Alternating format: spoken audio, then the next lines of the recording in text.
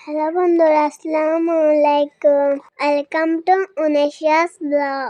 আজ আমি আপনাদেরকে নিয়ে এসেছি যে প্রিমিয়ার লিগের 11তম আসরে। এটি আমাদের জাহানাবাদের একটি ঐতিহ্যবাহী আয়োজন। এই খেলায় জাহানাবাদের সবাই একসাথে মিলিত হয়। খেলা আনন্দ আর মজা পুরো মাঠ ভরে যায়। এই ধারাবাহিকতায় আজ আমিও আমার বাবার সাথে খেলার মাঠে এসেছি।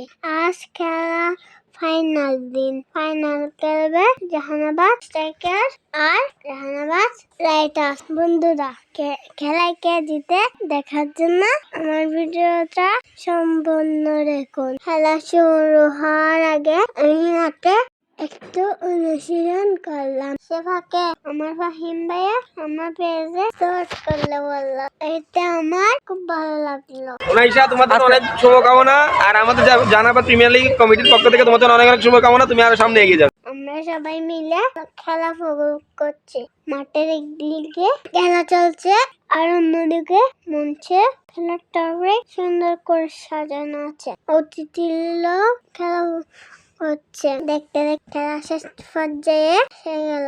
এবার সবাই অপেক্ষা করছে কে জিতবে। শেষ পর্যন্ত এই আসরে বিজয় হয়েছেন জাহানাবাদ রেঞ্জার্স। তাদের সবাইকে অভিনন্দন।